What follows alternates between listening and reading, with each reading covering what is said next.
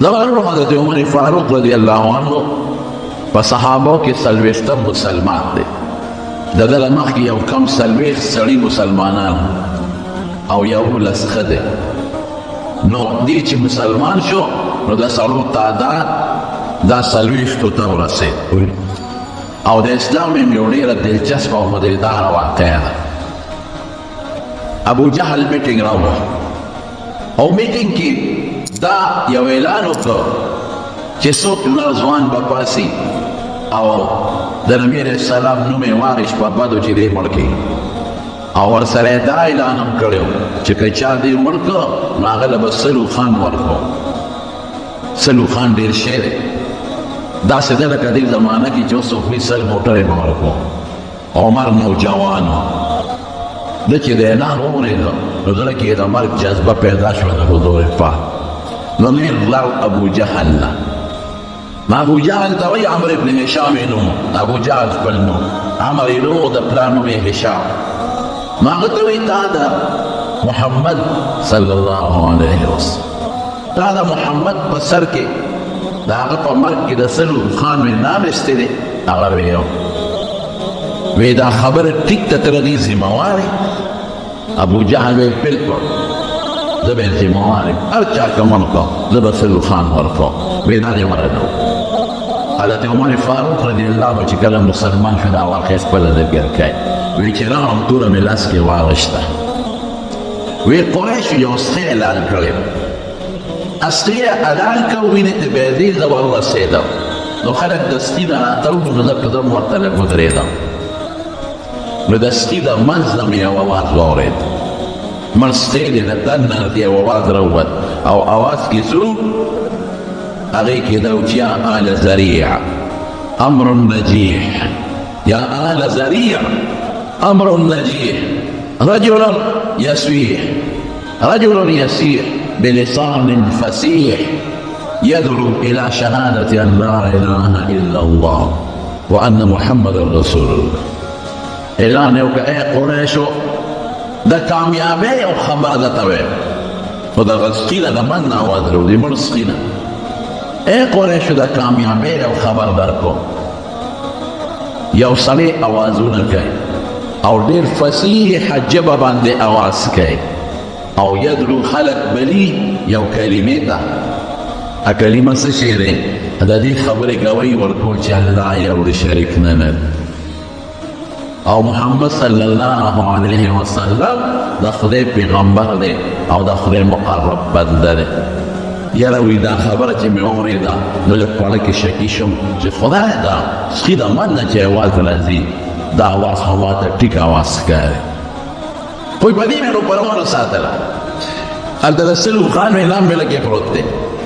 په کار دا وي چې د اواز سره زمانې شوی، ځکه اواز کې دا دي چې خبره د کامیابۍ ده. اواز کې دا دی چې یو سړی دی په فصیحه ژبه اواز کوي. اواز کې دا دی چې دا سړی خلک د کلمې شهادت ته بلي. په کار و چې منې شوی وي خو منې نه شو، نیغ لاړه. نو یو سړی راله مخې راغی، نعیم ابن عبدالله، د پټ مسلمان او خو لا په ژبې غږ ښکاره ایمان نو قبول کړی. نعیم ابن عبدالله نو زما رنګ ته او تورې ته او جوش ته چې وکتل پوه شو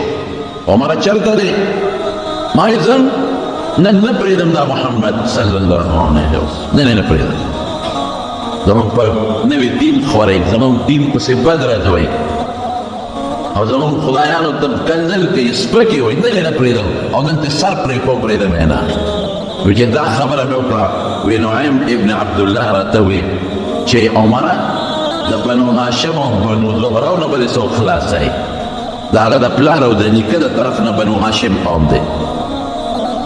لوی قوم مضبوط. هغوی بچی چې ته مړ کړې هغوی دی چې ته پرېږدي. او ماماخیل د مور قوم بنو زهره دی، بیبي عامره د بنو زهره سره تعلق لري، نو د بنو هاشم کې د پلار قوم دی او بنو زهره چې د مور ماماخیل قوم دی، دوی نه به دې څوک خلاصوي، په کومه کار نشي کولی. وایي چې دا نعیم ابن عبدالله دا خبره مې واورېده نو زه پوه شوم چې دا سړی مسلمان دی. نو مې تم جوړ صحابي شوی او ګواښ مې ورته وکړ صحابي به دوی بېدینه ته وایي چې چا به د خپل پلار نیکه دین پرېښود هغه ته به صحابي وایي ته هم جوړ صحابي شوی هغه پیغور راکړ وایي ماما پرېږده ورشه د خور او د اوښي غم دې کوه نو پښتون سړی چې په پیغور سینګ مري که نه دغه رنګې عرب په پیغور مري چې زه د خپل اوښي او د خپلې خور غم دې وکړه هغې ایمان راوړی دی مسلمانان شوي وایي چې دا خبره مې واورېده نو لکه مې وبال شو او ما ته وایي چې د کومې ډېوې د رڼا د وجلو دپاره ته منډې وجنې رڼا ستا د خور کور ته رسېدلې ستا د اوښي کور ته رسېدلې ده د هغې غم کوه وایي چې دا مې واورېدل د پیغمبر علیه السلام طرف ته اراده مې بدله شوه چې ښه ده ما اوښي مسلمان شوي دي صحابي شوي دي ښه ده ما خور مسلمانه شوه او زما اوښي مسلمان شوي دي لږ خور کره لاړم او ډېر په جوش لاړم چې خور کره لاړم نو چې دروازې راورسېدم هغې دروازه بنده کړې د دروازې خوا کې ودرېدم نو د دننه مې قرآن شریف اواز واورېد نور هم جوش کې شو استاد لوره راغلی دی هغې ورته قرآن شریف ښایي بس وي ما وي چې نن به زما د دوی راغلي نو د تورې په هغه سټۍ دا دروازه داسې په زور زور روان او اواز یې په دروازه کولر کې هغې پوه شو چې دا خو عمر راغلی دی او دی خو په جذباتو کې دی بل جنجال جوړ دی کې نو کوم استاذ چې ول راغلی و د هغه نوم و خباب رضی الله عنه خباب ابن ارت او د خور نوم یې فاطمه او د اوښي نوم یې سعید ابن زید و سعید ابن زید دا په عشره مبشرو کې داخل دی کوم لس کسان چې رسول الله مبارک د هغې لست بیان کړی دی چې دا په جنت ته ځي یو پکې سعید ابن زید ابن عمرو ابن نفیل رضی الله عنه هم دی او ستاسو ته وی ته په دې ته چې د غاړې ته شي او دې اوښي مو دې خور د موږ څه چل ولکو د جګړه د اوکان سره پیښه د غوښته غاړې ته چې پتا خو دارونه نو حضرت خباب ابن عرت رضی الله عنه هغه د کټ لاندې پټ او چې دا د اوښي سیک دروازه کوله وکړه نو د په اوښي شروع وکړه او په پرځون وشو او ښه په وانو ټاکلو خو ځان خو مې د تورې نه کوي خو د تورې په هغه سټۍ وایي په هغه موټي جګړه شروع شوه ته صحابي شوې تا د پلار نیکه دین پرېښود تاسو پیغمبر مرګ پسې روان یم ته پکې څه شې چې دواړو یو بل سره مشته ګریوان شو نو عمر خو جذبات یې کړ نو تیز هم غوسه هم دی طاقتمن هم دی دا خور یې راغله فاطمه د خپل خاوند او د ورور په منځ کې خلاصې کړې جدا واضح کړې نو خلاصې چې شروع کړه نو عمر لاس اوچت کړ خور ته هم غوسه دی او چې چړق شو دا خور یې په یو څپېړه واله او داسې مضبوط غذار یې ونه ورکړه چې دا خور د مخ نه وینې روانې شوې یو شو حسن او دومره تیزې دارې هغه وینه وکړې چې هغه د عمر په دې مخ راتوې شوې بس چې دا وینې ته دو وینو ته مو کتل او دې ته مو کتل چې دا خو د پخور بنده بیا باندې خبره کېږي فرور دا زما څه وکړل لکه ورونه مې راځي او وینې پې پرېوتې نو خور هم جذباتو کې ده خور هم د عمر خور ده بس خور ورته وایي دا عمره لاس ته خلاص او توره دې تېره چې څه دې خوښې کوه زما دا خاوند ته مسلمان دی زه مسلمان یم او چې د کوم خطاب ته زوی یې راغی خطاب زم لورې یم تم د خطاب لوی غیرتي که نه زه د خطاب لورې هم غیرتي یم زه خبره تا نه پټوم زه مسلمان یم زما د خاوند ته مسلمان او توره دې لاس یې زما ته کړه چې څه دې خوښې کوه بلنډه ده که د خور دې سترګو ته وکتل چې اوښکې ترې روانې دي او مخ ته وکتل چې وینې ترې روانې دي او خپل ځان ته وکتل چې د خون وینې د عمر په سرمن پرتې دي نو لکه رحم راغلی جذبات ورو ساړه شو نو فورا توره کېښوده او خو ورته ویې ښه راوړی تاسو څه ویې ما ته ووایه تاسو چې کوم کاغذ څه پاڼه درسره نو مهرباني وکړه هماله راوړه ما ته وښایه هغه ورته څه وایي هغه هم جذبات وکړي هغې هم سترګې سرې دي او سترګو نه اوښکې هم روانې دي او دوی انک رجسون ته پلي دي او دا ما سره چې کوم شی دی انه لا یمسه الا المطهرون دې ته پاک سړی به ګوتې وړي دې له پلید انسان ګوتې نه شي وړی ستا غوندې سړی دې له ګوتو ته نه پرېږدو انک رجسون ته د نجاست خاوند دی فانه لا یمسه الا المطهرون نو ورته څه وایي فقم فتوضا زه اودس وکړم بیا به درکړم او په بل روایت کې راځي فاغتسل ولامبه بیا به درکړم او چې دا خبره وکړه نو عمر پوه شو حضرت خباب پوه شو چې معامله بدله ده او د رسول الله مبارک بېګا د شپې جړا کار کړی نبی کریم صلی الله علیه وسلم د شپې الله ته ژړل. صحابه ویل الله رسوله د دوه کسانو ډېر تنګ یو، یو د عمر نه عمر ابن الخطاب او یو د ابو جهل نه د هغه نوم عمر او د ده نوم عمر د هغه نوم عمر. په ترمذي شریف کې او په مسند احمد کې یو حدیث دی، الفاظ تقریبا یو بل سره فرق لري خو داسې الفاظ دي: اللهم اعز الاسلام باحد العمرين. خدایا د دوه عمرو کې یو مسلمان کې او اسلام په مضبوط کې د دوه کې یو مسلمان کې یا د عمر کې او یا په عمرو ابن هشام کې او اسلام په مضبوط کې تقریبا د عمر نوم نه ورکړ. نو جبريل علیه السلام متوحی راوړه چې ابو جهل نه مسلمانې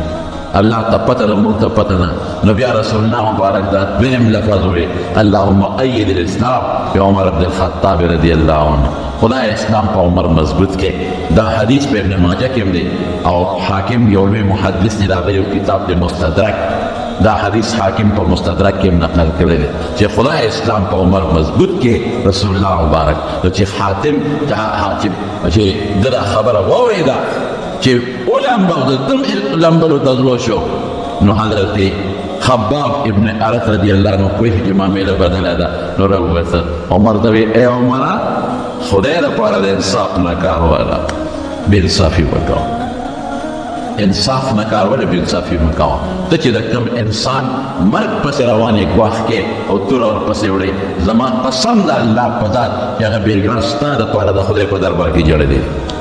وجہ نے تانا جانے تانا پانے بیگا دا خدای دربار کی جولا کرے اللہ دے اللہ سنہ پورتا کرے او دا دعائی دا رغفتے دا چا اللہم این الاسلام بالعمر خدای دا عمر پذری اسلام ملبت کے خدای تی مسلمان کے ادھر خدای تجاری ادھر دعا جانے کے اتری وجہ نے ننداکار مولا پلاس کے غشتے نن مولیان عالمان چی منذو کی نو دیخ پلو مفتجان ہوتا او دے امت دا دعا جانے کے او امت ہوتا کندر گئی امت کندر گئی مولا بس اور نن مولا کے جوبہ کی دے نو عوام ہوتا دعا گانے کے مسلمانان ہوتا جے خدایا تا جنت تب ہوتے رہے مولا شیلی شوتا صلا نو پر درستونو کی در رسول اللہ مبارک امت تا دعا کر تے خدای پیغمبر ٹول امت ہو بخ پا حجونو کی پا عمرو کی پا منزہ کی پا ختمونو کی مولیانو درستلی کستانسو دا پارا خدای تا دعا گانے کی کہ خدای دا پیغمبر امت میں ہدایت نصیب کہ خدای تے وباخی خدای تے جنت بودل خدای تے پنی غنا کہ خدای دا رسول اللہ مبارک خوالی بودل او تاسو کہ خلق خوالی کنا چی پاکوینو فمولی پاکوین کندلو مولا دا انصاف نلے دا انصاف نلے دا یو قوم و دا یو ملت خلق خپل مذہبی بشر پس کندل نکے سرے کردے وشي يهوديانو بوري كي كمان مذهبي مشر ده يهودو ربي وتربي غيوة ربي وي دمرا قدر بذاته كي كده حتنا عيسایانو بوري ده عيسایانو بادشاه ده خپل مذهبي مشر دون قدر كي كده ساري کرده هندوانو بوري ده خپل مذهبي مشر دمرا قدر كي كده دمرا بلسوف لكي سيكانو بوري ده خپل مذهبي مشر قدر عزت كي پارسيانو بوري ده خپل مذهبي مشر دون عزت كي كده غنيمة كدريگينا بيدا مسلمان تخبل مذهبی مشر لگیانے قرآن خی دین و تخی اسلام و تخی منذ و تخی روجہ و تخی عقیدہ و تخی لحضور پاک اخلاق و تخی دے بگی رفتی رو بس ورشتا سو دی سایانو مشر رو پکم حال روان دی شرابو نسلی و تا پتر شراب داغی مدر کم حرام دی دخین دین وخی خوری و تا پتر جدا حرام دی و بیم کئی و دونا نکی و دینا کارے کئی دیدن خپتا جدا دینا کاران دی و دونا نکی و دینا کارے کئی سرد دی دمرا غنطو دا گناہورو چی دی قوم تے پتا دا بیم دمرا قدر کئی تی دمرا قدر بسوک دا پلارو نکی استاسو مولا سے معمولی چیز پکا دا کاگر کی دی کنا نو پاکی شل نکتے ہو بات مولا دا چل کئیو دا چل کئیو دا کئی بنا دا دی معاشرین تم پیدا من پیدا ہے دا شملیری دا پیری تم تی پیدا ہے تا دستا مثال دی شملو دی دا مثال دا کچھ اور پیجی سنگلی نو کچھ بدے رسیو پیجی سنگلی نو شملی بدے رسیو دی اور معاشرہ دا سی دا کہ دی معاشرین حضرت عمر نہ پیدا کی ادی معاشرین حضرت ابوبکر صدیق نہ پیدا کی ادی معاشرین حضرت علی مرتضی نہ پیدا کی ادی معاشرین حضرت ابو ہریرہ حضرت بلال نہ پیدا کی دی معاشرین ممتاز سے پیدا کی کسی تاسو ہے مولا تاسو اسمان نہ شي کو دی مولا مستعار دی او سړی دی وي او دی او خدي بچي وي او ستایو تندور وي او چې تکم خوراک لري لم فري تکم جامه چې راچي په کوم ځمکه تګر دی نه کوي نو مولا د پرشتہ نشي راځي इंसाफदार ने बड़े अल्लाह खफा के पर ऐबुना मुन परी दी लो दबल